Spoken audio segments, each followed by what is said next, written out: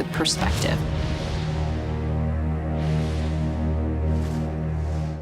CBS News. Face the Nation with Margaret Brennan, Sunday on CBS. Since childhood, she never stopped reaching for the skies. Now she's spent more time in space than any other American. I like being a part of something bigger than me. Peggy Whitson's extraordinary career as a history-making astronaut when we go person to person.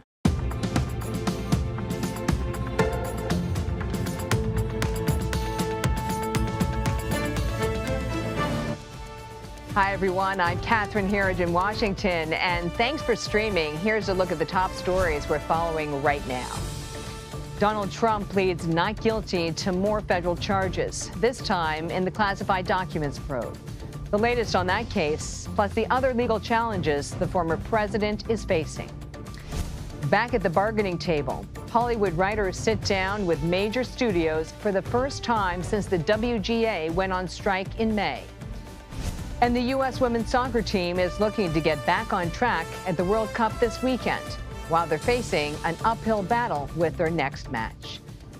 But first, police on New York's Long Island have identified a seventh victim in the Gilgo Beach murders investigation nearly 30 years after she disappeared. It's not clear at this hour if the discovery is linked to the suspect, already facing charges for 3 separate killings. Chanel Call has the new developments. For 27 years, she was known only as Fire Island Jane Doe. Today, her true name. We were able to identify Fire Island Jane Doe as Karen Vergata, who was 34 years old at the time of her disappearance. Suffolk County District Attorney Ray Tierney says Vergata lived in New York City and worked as an escort before disappearing on Valentine's Day in 1996. Her remains were found in 2 locations near Gilgo Beach. Last year, police used DNA testing to confirm her identity. Using a buccal swab from a relative. The identification comes after Rex Heuermann was arrested last month and charged with the murders of 3 victims. He's pleaded not guilty. He's also suspected of murdering a 4th woman, but authorities won't say today if he's linked to Vergata. It's important to note that there are no charges at this time. Vergata is among 11 people found dead near Gilgo Beach. Most were escorts. Criminal defense attorney Joe Tamburino says there could be a connection. And this could be a pattern, and possibly his first one, Ms. Vergata, is the same type of victim that we see in the other cases. And this week, prosecutors asked for a court-ordered DNA sample from Rex Heuermann, hoping to determine whether or not he's connected to any of the other bodies found here near Gilgo Beach. Catherine? Chanel Call, thanks for the new reporting. Now to a developing story. The New York City Police Department is questioning a suspect in the fatal stabbing of a dancer in Brooklyn. That's according to CBS News New York. Police say 28-year-old O'Shea Sibley was killed after a confrontation at a gas station last Saturday. Sibley, who is gay, was dancing to a Beyoncé song with her friends before the confrontation. Investigators are looking at the case as a possible hate crime. For the second time in 24 hours, former President Donald Trump has pleaded not guilty to federal charges. On Friday, Trump's lawyers submitted a not guilty plea for the additional charges in the Mar-a-Lago classified documents case. Last week, special counsel Jack Smith filed a superseding indictment, which included allegations the former president asked a staffer to destroy surveillance video. The move comes one day after Trump's arraignment in his other federal trial regarding alleged efforts to overturn the 2020 election. The former president denies wrongdoing in both cases. CBS News congressional correspondent Scott McFarland joins us now. So, Scott, what more do we know about this new development in the Mar-a-Lago case? We realize now, Catherine, Thursday, August 10th, this coming Thursday, just got real busy real fast. Former President Trump has said he's not going to show up in person. He needn't at the federal courthouse in Fort Pierce, Florida, to answer to this new superseding indictment and these new counts, which allege that Trump and his co-defendants tried to delete security camera video after the federal investigation began into alleged mishandling of classified records. But that procedure is going to happen Thursday, even in his absence, something he's going to have to monitor. But that same day, Catherine, Jack Smith has been ordered by the D.C. federal court and the judge here to pick a trial date, notify the court what the trial date will be in that January 6th investigation, and the former president will have a week, making it August 17th, to respond. But you can see how the month of August is filling up quickly with weight-bearing things. He has his first pre-trial hearing on that January 6th case, August 28th. And oh, by the way, August 23rd, the first Republican candidate primary debate. Well, let's take that a step further, Scott, because we're already seeing just in a preliminary way that there's this tremendous overlap just with the special counsel cases. How could that play to the former president's advantage and disadvantage? Feels right now in this particular battle, the Republican primary battle, it's a shot of adrenaline every time he steps near a court. Boosts his poll numbers, seemingly, certainly boosts his capacity to fundraise and galvanize his diehard supporters. And in a primary race, that is exactly what you need to do. Galvanize a plurality, if not a majority of voters, get them fired up. And this does the trick. So for Donald Trump, the intersection between his campaigning and his legal battles is a fortuitous thing in a sense, because it really puts distance between him and his Republican challengers. But the big question is, what does it mean a year from now? If he's the nominee, when it's a much different battle with a much different political complexion, where you have to win over those purple areas, those swing states, those 7 states he's accused of trying to overturn in 2020, it may not be mutually beneficial to have legal issues, court dates, and campaigns. Well, it makes you wonder if that Virginia governor is going to get into the race at some point, but that is a whole nother discussion. Back to the federal case here in Washington, D.C. Some Democrats want cameras in the federal court, but you and I both know that's a long shot. Long shot's charitable. I think you'd agree that this is one of those, it's possible the Atlanta Falcons go win 10 straight Super Bowls, but I wouldn't put my money on it. This is one of the things I wouldn't put my money on. There is bipartisan support for that. One of the biggest champions of this, as you've reported before, Catherine, is Chuck Grassley, Republican from Iowa. You've got all these Democrats lining up one after another as this day and this week ended, saying they'd like to have cameras in the courtroom too. And it may have some mutual political benefit. Donald Trump doesn't necessarily want this to happen invisibly to America if he goes on trial, but the federal courts are a tough nut to crack, and that's being charitable. They worry if they open the door to this, they open a floodgate that would impact courts nationwide, federal courts nationwide, where federal judges have their prerogatives and their deep institutional respect. Yeah, they tend not to move on this one. Scott McFarland, thanks for your reporting. More than 100 gunshots were fired Friday to reenact the 2018 Parkland, Florida mass shooting. The live ammunition reenactment is part of a civil lawsuit against a former sheriff deputy who parents say failed to protect the victims of the attack. The massacre left 17 dead and 17 wounded. Manuel Bojorquez is there with some new details. Ballistics experts spent hours inside the school's 1200 building, shooting live rounds that would mimic the sounds heard during the 2018 mass shooting.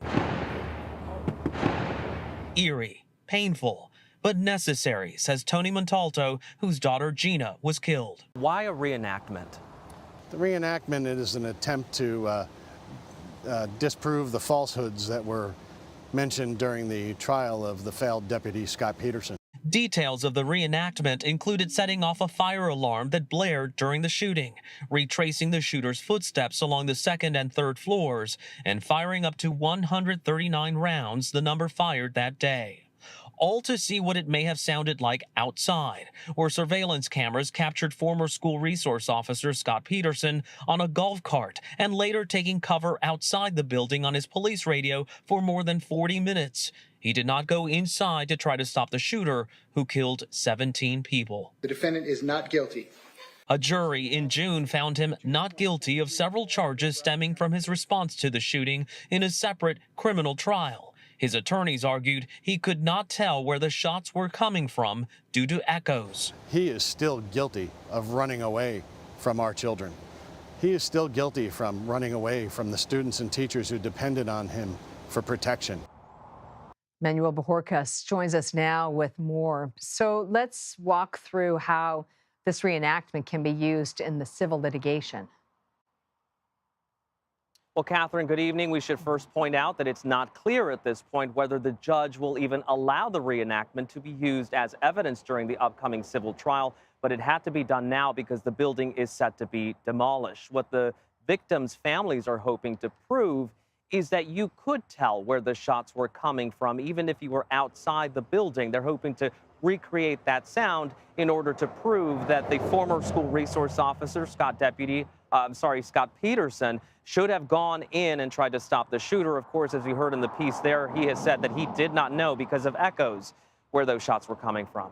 That's right. We heard a little bit of how the Parkland families are reacting to this, but I'm also interested to know their thoughts on the demolition of this building. Yeah, a lot of them want some sort of memorial to go up, but it's a very interesting point. In speaking with Tony Montalto today, the father of one of the victims, he would like the building to actually stay up longer. And the reason why is they want to be able to bring more congressional delegations here like they had earlier today to look at the building, to look at ways that they can improve school safety. For example, the doors, he said, and the windows to the doors to the classrooms that couldn't be locked right, where the shots were just going through. He said having them walk through and see some of those things themselves would hopefully lead to some sort of legislation nationwide that could make schools safer. This is actually a very common practice. Years ago, when I covered Princess Diana's death in France, they did a reenactment as part of the investigation. And a lot of it can be very fact-finding, but also instructive for the future. Manuel Bojorquez, thank you so much for your new reporting this evening. Sure. A Twitch streamer giving away free gaming consoles in New York City Friday drew a crowd so massive it closed down streets and blocked off a subway station. CBS News' Lana Zak has more. Chaos erupted in Manhattan's Union Square Park as a large, rowdy crowd gathered for a free giveaway by a social media influencer. Thousands descended on the park after popular Twitch star Kai Cenat, who has millions of followers online, promised free PlayStations to his fans. The crowd grew agitated, forcing Cenat's security detail to shield him and escort him to safety. Some in the crowd started throwing objects at the police from a nearby construction site, forcing the NYPD to call in its highest level of mobilization. This assembly is unlawful. You are ordered to disperse. More than 1,000 responded. We were there as police cleared the crowd. The NYPD is starting to physically move in formation here in this area. There are reports that several officers were injured as some nearby businesses had to evacuate their stores. At this time, we successfully dispersed the park, but we still have crowds mulling around Manhattan, and we have officers following them, preventing them from destroying property. Cenat was later seen getting into the back of a police SUV. It is unclear where he is right now. Catherine, you can still see that there is quite a police presence here behind me. Up until a moment ago, though, the situation out here was really tense. We understand, though, that Cenat did not have a permit for this event and is currently still in police custody and is being questioned. Catherine. Lana Zak in New York, thank you. The National Weather Service is warning of severe thunderstorms and torrential rainfall across the U.S. Kentucky and Tennessee saw up to a foot of rain Friday, triggering flash floods that put entire neighborhoods underwater. Another 6 million are at flood risk through parts of the South and Northeast. For more on where the storms are heading next, here's meteorologist Chris Warren with our partners at the Weather Channel. Right now on the front end of a multi-day severe weather threat with the next system. We're watching storms moving out of the Northeast and through the Northeast, but by tomorrow and into Sunday and then again on Monday, back in the Northeast with the potential for severe weather, damaging winds, large hail, a possibility. Can't rule out tornadoes. That's also going to be something to watch. An area of low pressure in the upper Midwest is going to take shape. That's going to help drive some of the storms both to the north and even to the south as well. The big contrast in air masses helping to kind of keep things stirred up a bit here and rather active right through much of the weekend, again, into early next week. And unfortunately, no significant relief for most areas from the heat. Now, some areas in the Midwest will get some cooler air, but the heat for the Southwest does continue, with many locations seeing temperatures well into the triple digits. Chris Warren at the Weather Channel, thank you. Coming up after the break, it's all or nothing for Team USA when they take on Sweden in the Women's World Cup. We'll have a preview of Sunday's match. Plus, we'll tell you about a potential breakthrough in the Hollywood writers' strike. You're streaming CBS News.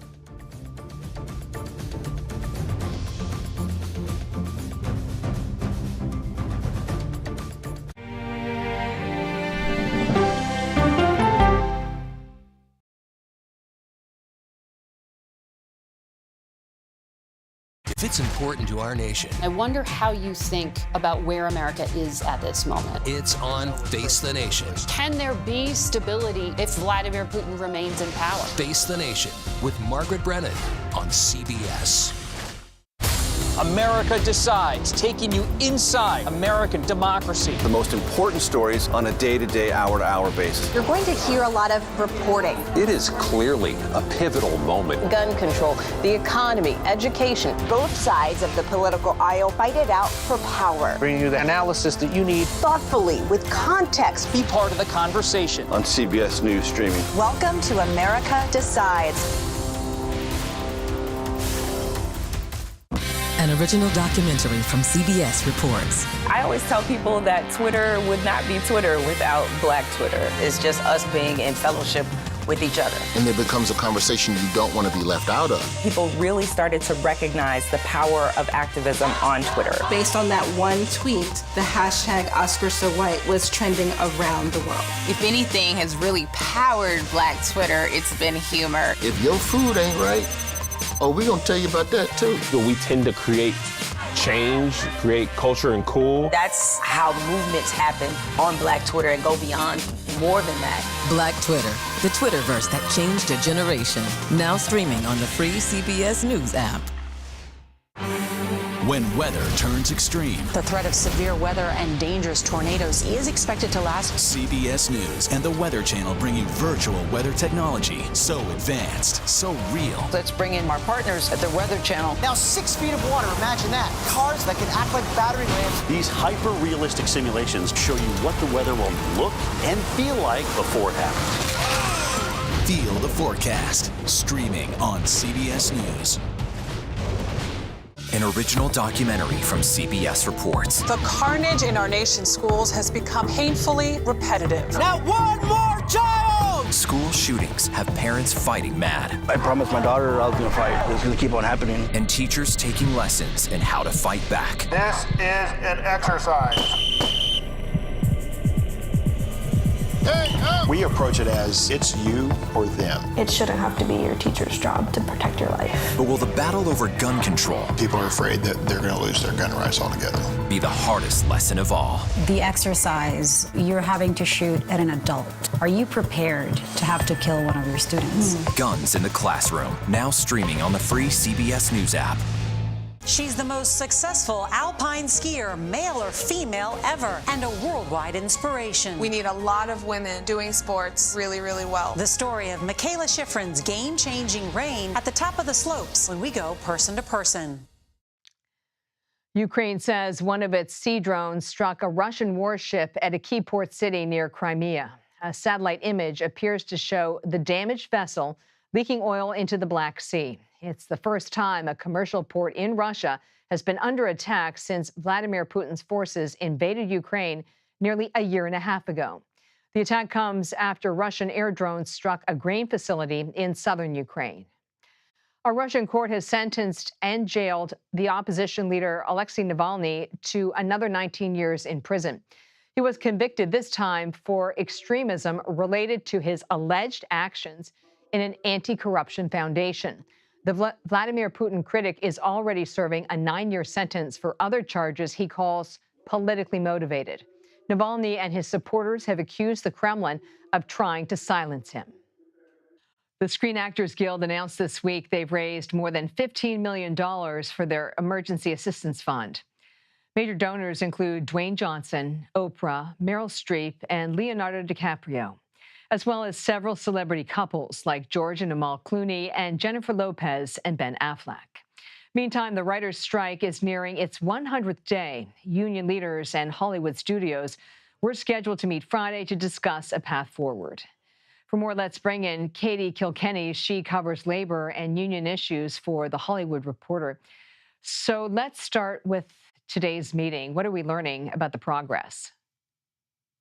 Well, it is basically a meeting to discuss meetings. So it is the first time that the two parties are getting together since the Writers Guild of America called a strike on May 1st. But it is not a formal bargaining session. It is simply a meeting to see essentially if the two sides are willing to make enough concessions to warrant an actual formal bargaining session. So right now, both sides are being really secretive, but we know that they're basically trying to see if it makes sense to do an actual real bargaining session. Let's take that a step further. So where do you see room to compromise or to make these concessions that are necessary to get talking again? Honestly, the two sides at present are really far apart on the core issues, but some obvious places where they could potentially come together are foreign streaming residuals. The Directors Guild of America earlier this year made a deal that established a streaming residuals formula that essentially takes into account streamers' international subscriber numbers. And so I could totally see the Writers Guild of America and/or SAG-AFTRA getting a similar deal there, as well as general minimum rate increases. The two sides were not in agreement initially when they first broke off talks, but the Directors Guild of America has since gotten a 5% rate increase in the first year. The WGA is looking for 6%. So that's not so far apart. But on the big issues, AI, minimum staffing in writers' rooms, viewership data transparency for streamers, they are still very far apart. I mean, what I'm hearing you say is pretty concerning, especially when it comes to these deals on AI. Could this really go for months? It could, absolutely. I mean, we really are in a sort of unprecedented scenario here in recent times. There hasn't been a double strike with SAG-AFTRA and the Writers Guild for over 60 years.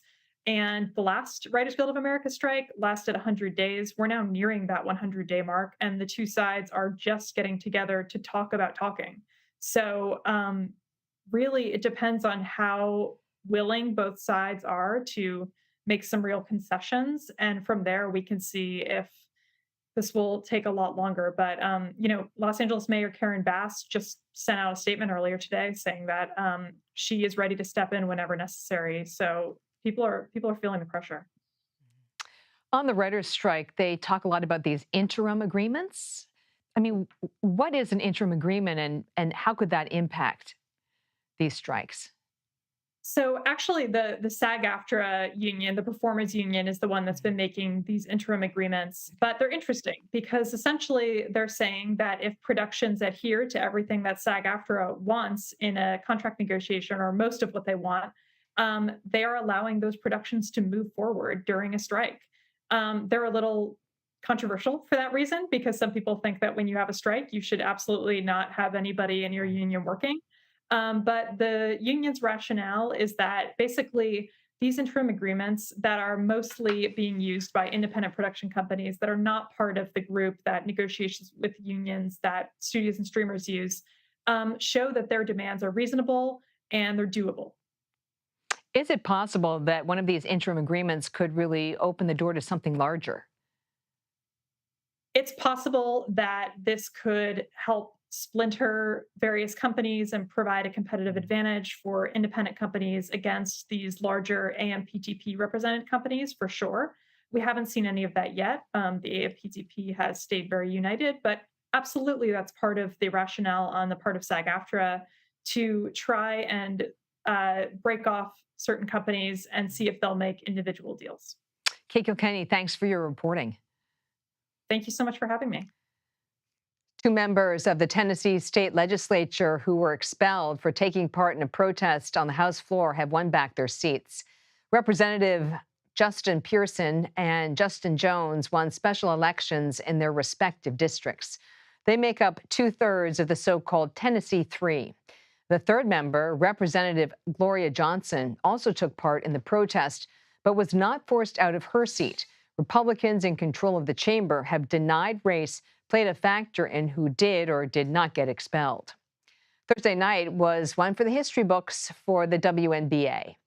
All-time leading scorer Diana Turasi became the first in league history to reach 10,000 career points. That's amazing.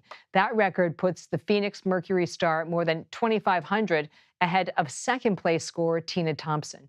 Turasi is playing her 20th year in the league. That's amazing, too. The U.S. women's soccer team has a major challenge ahead Sunday when they take on powerhouse Sweden in the World Cup round of 16. Sweden is undefeated so far in the tournament. The Americans were no match for the Swedes during the 2020 Olympics and still have not found their footing during this World Cup. CBS News producer Elizabeth Campbell is in Melbourne, Australia with more.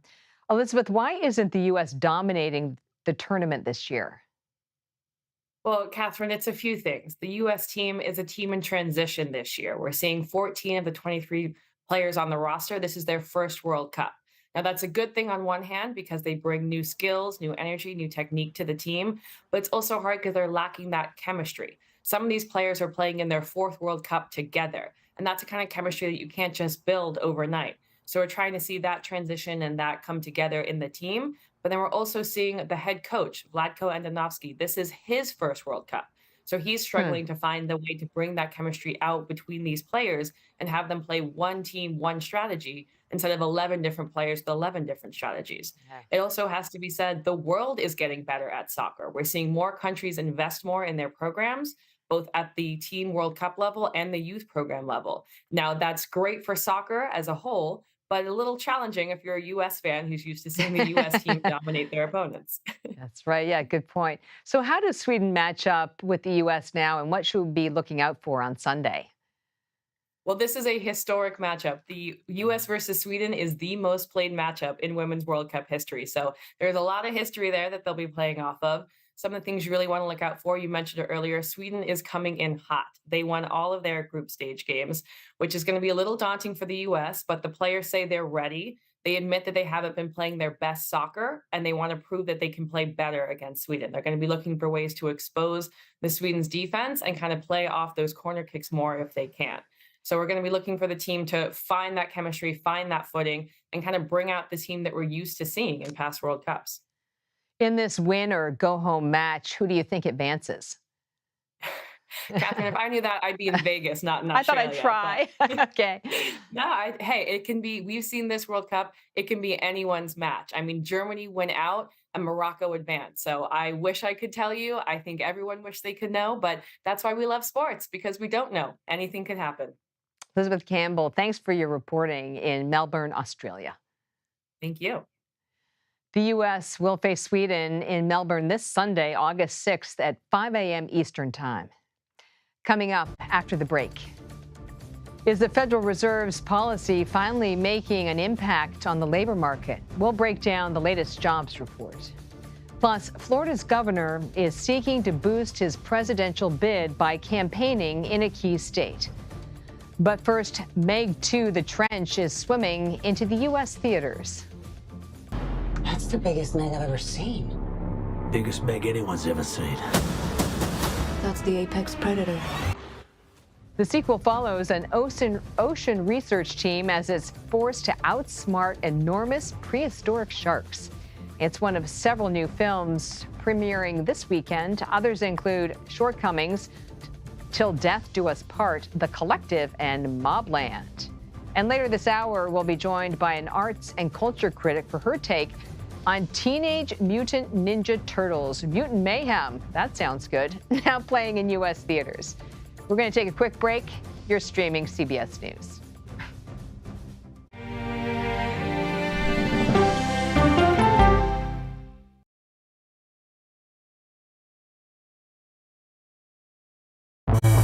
An original documentary from CBS reports. Controversial Congressman George Santos. Why won't you answer our questions? How did he manage to get elected? Thank you very much, and God bless you, and God bless the USA. George Santos' campaign was a campaign of deceit, lies, fabrication. And who is he, really? I knew him as Anthony DeVolder from Queens. Really, who he is, he's a fraud. I compare him to the Tinder swindler. From people who know him, the truth The facts, the lies. He would say that he was worth $100 million. It's an incredibly cynical episode in American politics, beyond satire. Had you ever seen anything like this? No, and I hope I never see it again. Campaign of Deceit, now streaming on the free CBS News app. She dazzled on the court and off the court as a businesswoman. Thank you for joining us on Person to Person. Tennis superstar and entrepreneur Serena Williams.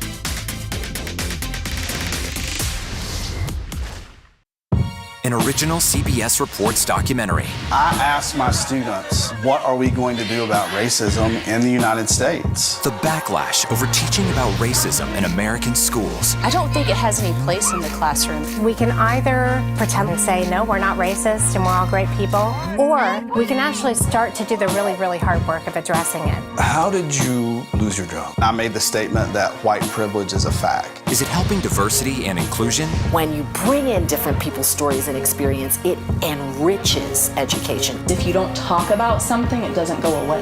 Or driving us further apart?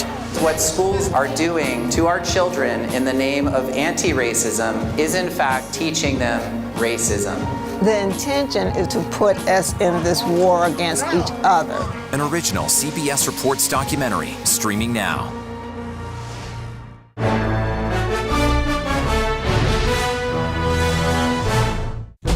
An original CBS Reports documentary. I was entitled to equal pay for equal work under the law. Does the Supreme Court's power need to be checked? 9 Supreme Court justices, 5 of them said no, she's not entitled. That's not right.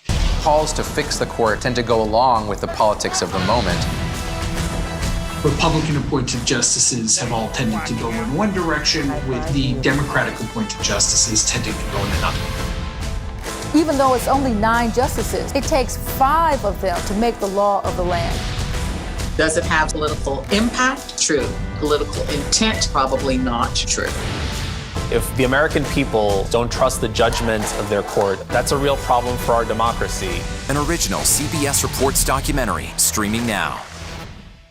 On our places, bright shiny faces. When you wake up in the morning, we want to be your go-to team. I don't go to work in the morning. I go for coffee with my 2 good friends, and we talk about the world. Welcome back to CBS News. I'm Catherine Herridge in Washington. Here's a look at our top stories. One of the Gilgo Beach murder victims has finally been identified decades after some of her remains were first found. Police have not yet linked 27-year-old Karen Vergata's death to the man charged in the murder of 3 other victims.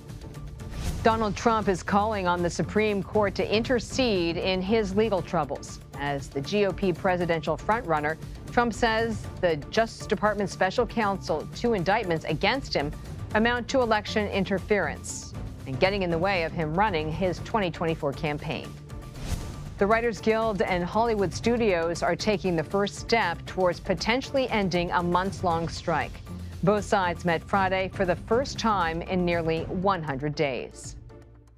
I've said many times, the election is what it is. All those theories that were put out did not prove to be true. And that was Florida Governor and Republican presidential hopeful Ron DeSantis dismissing arguments from Donald Trump about the 2020 election being stolen. He made that comment in response to a question at a campaign event in Iowa Friday. For more on the GOP campaigns, CBS News political reporter Aaron Navarro joins us now from Iowa. Aaron, thanks for being with us. And before we get to former President Trump, let's get your new reporting on that car accident involving the Florida governor. Good to be with you, Catherine.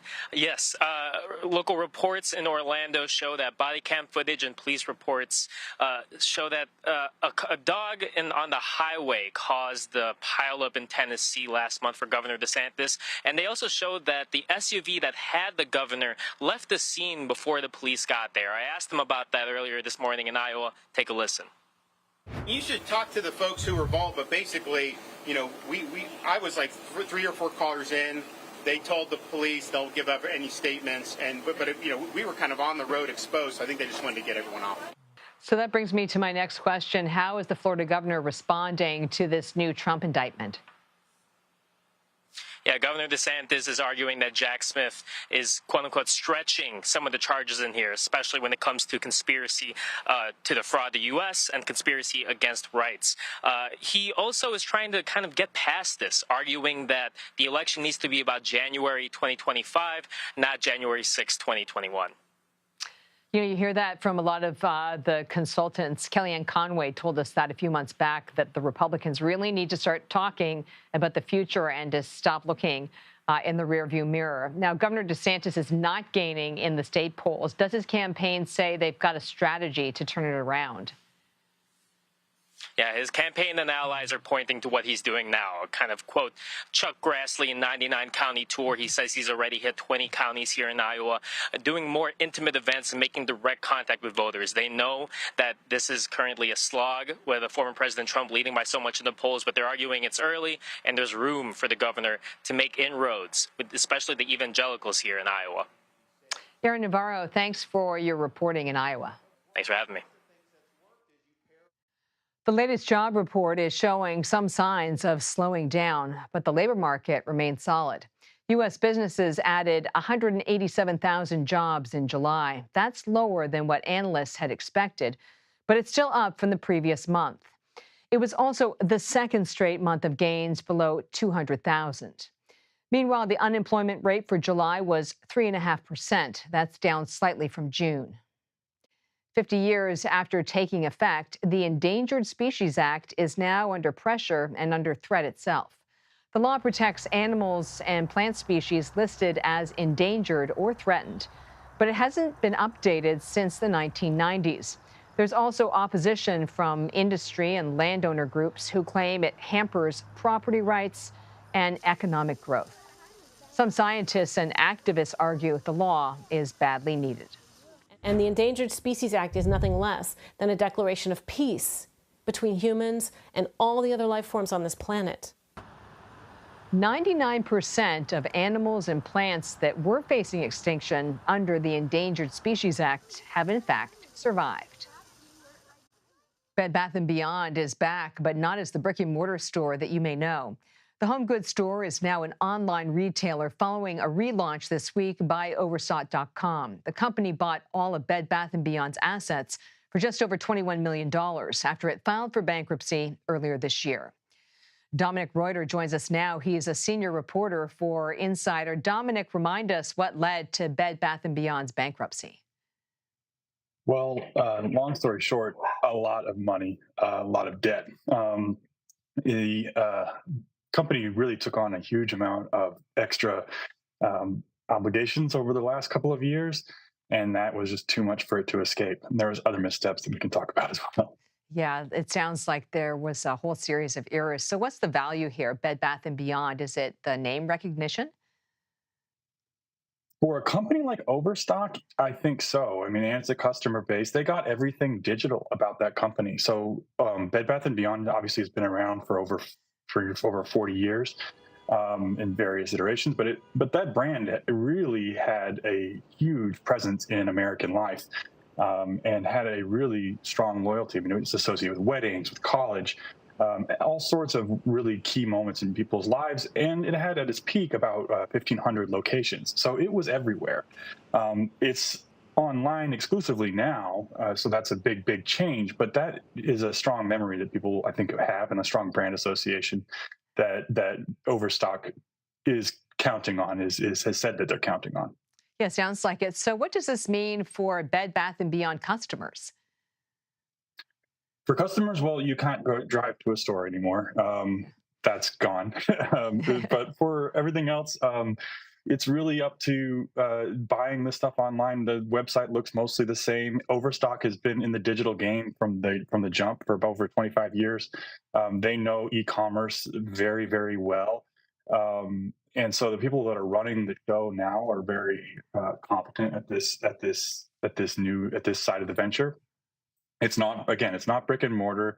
There'll probably be fewer coupons going forward because that's just not the way that Overstock really ran its business before.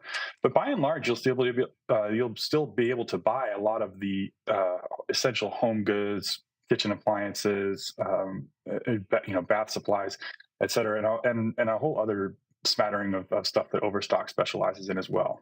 So does combining two brands that frankly have seen better days make a lot of business sense? I think it makes a lot of sense for Overstock, especially. It's not just any company taking this over; it's Overstock, and Overstock has had a hard time itself trying to escape the sort of idea of a liquidation center clearance website when it's actually a regular retailer of home supplies. So that's something that they were having a difficult time doing, and it would have cost them a considerable amount of money to get people out of this frame of mind and get those associations sort of separated from them. In the first place. And then there was some other sort of interesting political stuff with the former CEO who was actually involved with Mary Bettina, the Russian spy. And so that whole thing is just something that they are That's a whole nother segment, Dominic, right there. That's a whole nother segment. Just so people know, that's a whole nother segment. Okay. Yeah, so they're ready to put it behind them. Okay, real quick, what happens to the physical stores now? Are they sold off and Overstock's going to reap the benefits of that real estate? Overstock bought none of the physical assets, so they have no interest in the physical, not even inventory. They only took the name, identity, the branding, the website, the customer lists, the loyalty rewards program. So there's no physicality that Overstock bought in this transaction. That's part of what the deal was. The company has been trying to lease off certain locations. Several have been sold. I believe like Burlington bought a handful of them around the country. Not all of them have been sold, but many of these stores are in very prime, really prime locations for retail. So they are, good spots to pick up for those that wanted it. Dominic Reuter, thanks for your analysis. Thank you. In China, dramatic dash cam footage captured the moment a car drove off a collapsed road and into a crater. It's unclear if anyone was hurt. A typhoon in the area has caused severe damage to infrastructure. Local officials have been warning people about the severe weather conditions. Coming up, it's ninja time. Everyone's favorite pizza-eating turtles are back on the silver screen. We'll speak with a critic about the newest Teenage Mutant Ninja Turtles flick. That's next. But before we head to break, here's a look at what's trending on social media. Taylor Swift, surprise, has reportedly given more than $55 million in bonuses to her Eras Tour crew. That includes tour bus drivers, dancers, sound technicians, and caterers. The Grammy winner has been on tour since March. Actress Gwyneth Paltrow announced on Instagram that she's listing her California guest house on Airbnb for a one-night stay.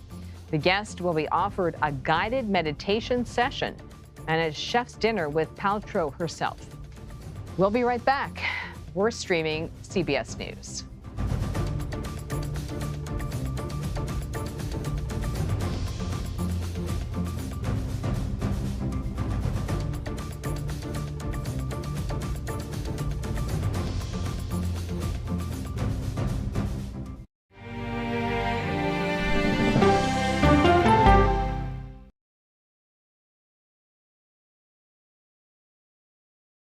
It's a history-making meeting. 4 extraordinary women who are all 4-star generals and admirals. How did you deal with being discriminated against? I just worked harder. The future of an ever-evolving U.S. military when we go person to person.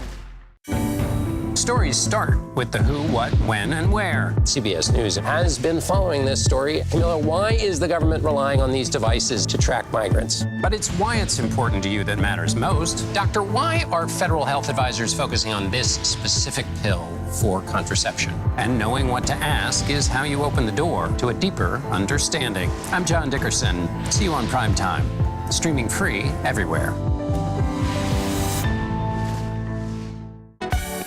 Stories that inform. You can be really old at 60, and you can be really young at 85. Inspire. How do we unlock the power within ourselves to be who we want to be? And brighten your day. The best part of fame is making people feel good. Always send the people home happy. Make every day a little more like Sunday morning.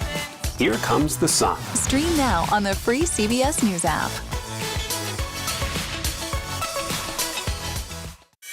an original documentary from CBS Reports. He started out as a fun-loving party boy, but the alcohol got the better of him. What I envisioned was him being in some sort of medical facility. I just thought, what a great candidate for them to learn about the results of alcoholism and what it does to a body. But his body was sold to the military, specifically used as a crash test dummy in a simulated Humvee explosion. I was devastated. I had the box. I don't know if they were his ashes or not. I just held it as tight as I could, and I just told him how sorry I was. Body Brokers, now streaming on the free CBS News app. Hey there, welcome to The Uplift. I look over at him and he's smiling. I'm going to remember that the rest of my life. It's really a miracle that he's with us today. The Uplift, stream now on the free CBS News app.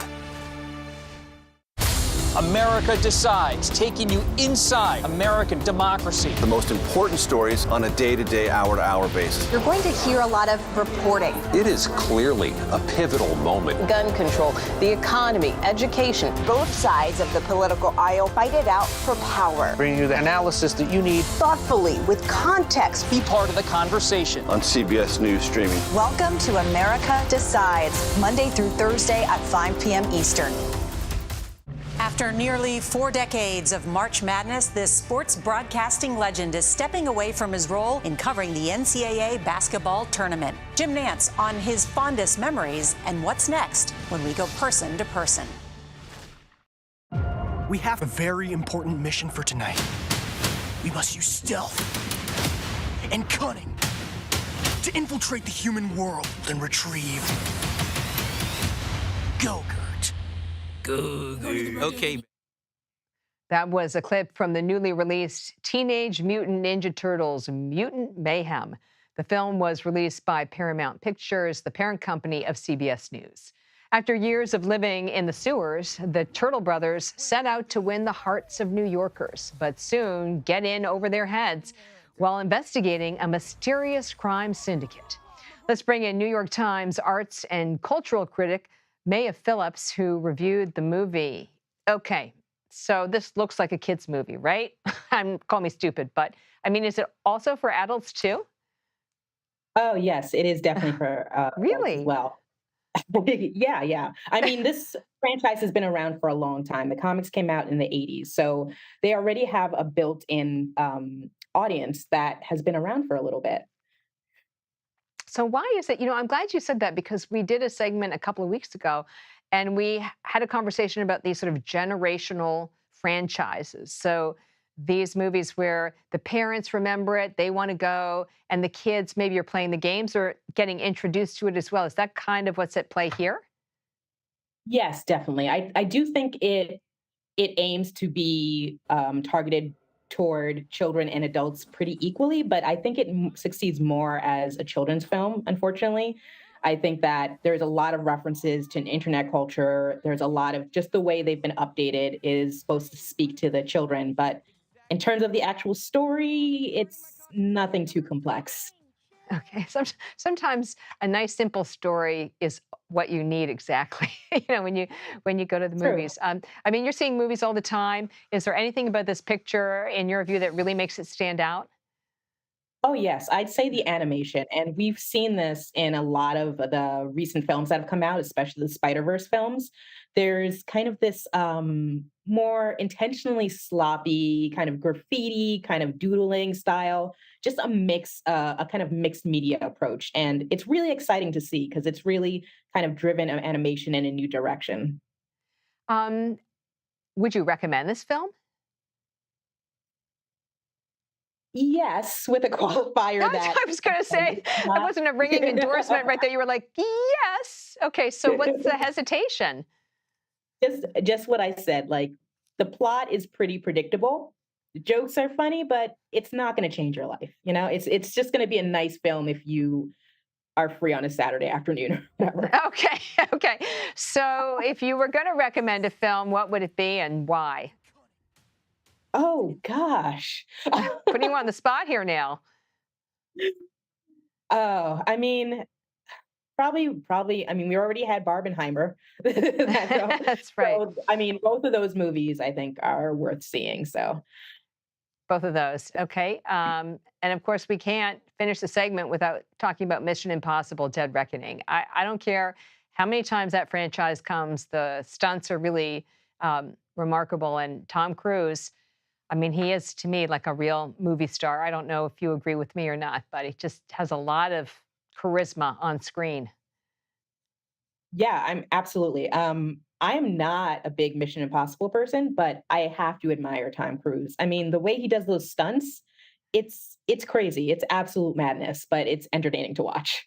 All right, we'll have to have you back when you've got a movie that you can give a full-throated endorsement for, because I can tell that you're a bit of a tough customer. But that's why you're a critic. Maya Phillips, thank you for your analysis and your reporting. Thank you.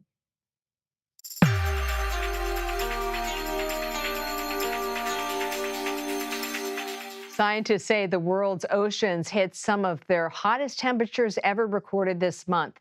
CBS's Ian Lee explains the far-reaching impacts. Heat waves plaguing the planet are sweeping through our seas. Scientists from Europe recently recorded the hottest ever average ocean temperature, just shy of 70 degrees. Personally, I'm really concerned. The heat waves that we're experiencing on land and the marine heat waves that we're seeing are happening in unusual locations where we haven't expected them. The world's warming waters threaten to melt the ice caps, destroy coral reefs, and kill marine life, like plankton. The tiny plants and animals create the base of the ocean's food chain. They produce around 50% of the Earth's oxygen. That's every second breath you take, but they're sensitive to heat. People's perspective is that the ocean, it's so big, it's so vast that it can buffer, anything that humanity can throw at it. And the reality is that's not the case. The effects are also being felt in the United States. Water temperatures off the tip of South Florida hit a record-setting 101 degrees for 2 straight days last week, threatening local coral and sea life. Scientists also warned the warming oceans could trigger more extreme weather, like strong storms, devastating droughts, and fierce floods. Ian Lee, CBS News. Before we go to break, we're remembering the life of Emmy-nominated actor Mark Margolis.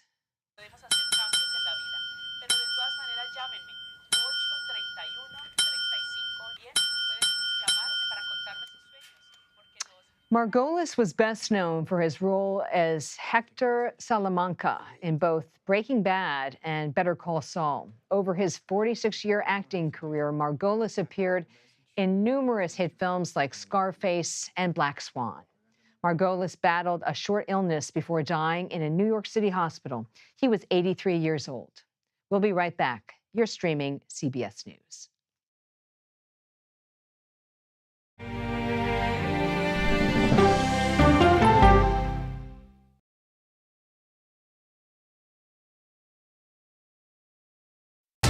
People from every corner of America facing challenges. Everyone is just looking for some type of connection. Just raise your hand and say, hey, I'd like to help. Coming together to find solutions. We are going to do something about it. Their stories are our stories. Welcome to Eye on America. Stream now on the free CBS News app.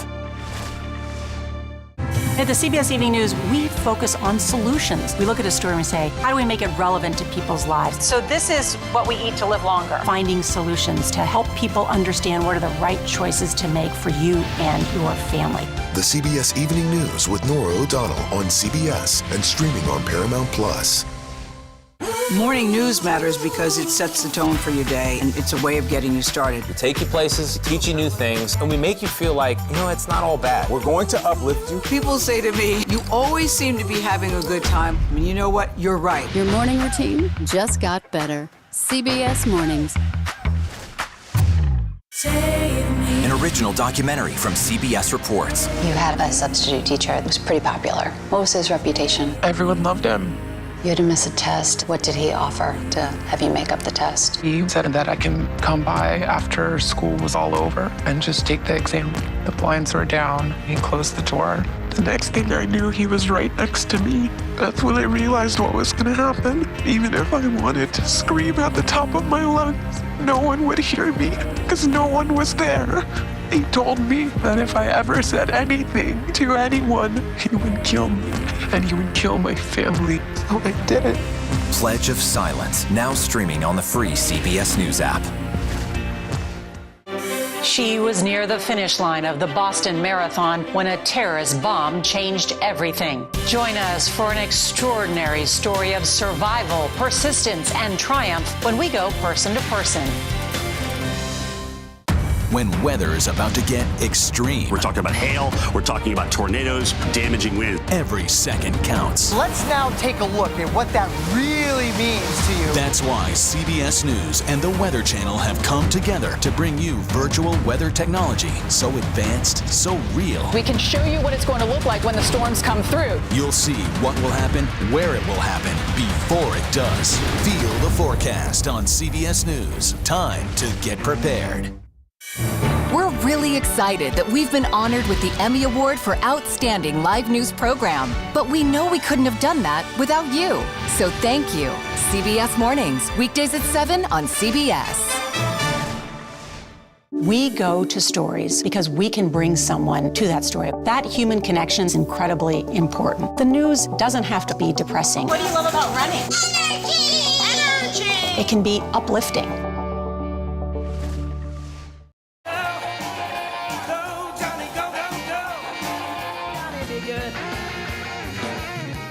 Marty McFly is time traveling once again. This time, the DeLorean has taken him to Broadway. The musical adaptation of Back to the Future opened Thursday to mixed reviews. The film stars Christopher Lloyd, Leah Thompson, and Michael J. Fox reunited for a preview performance. The show is playing at the Winter Garden Theater in New York City. Friday's Mega Millions jackpot is up to an estimated $1.35 billion. It's the fourth largest lottery prize in U.S. history. No one has won the Mega Millions jackpot since April. That's probably because the odds of matching all six numbers are 1 in 326 billion points. You'll never get it. Someone will get Friday's draw, or maybe not.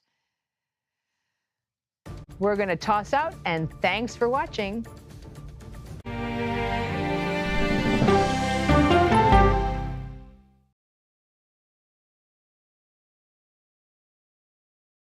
If it's important to our nation, I wonder how you think about where America is at this moment. It's on Face the Nation. Can there be stability if Vladimir Putin remains in power? Face the Nation with Margaret Brennan on CBS. An original documentary from CBS reports. AI is among the most world-changing technologies ever. Curing diseases, scientific breakthroughs, making lives better. It can help us with medical discovery, scientific discoveries, doing better agriculture, having cures for things like Alzheimer's. It's also going to really transform the way we work. The uplifting potential of artificial intelligence is limitless. It gives you a friend, somebody to chat with 24/7. That is non-judgmental. He makes me feel loved and desired. And so are its downfalls. The problem with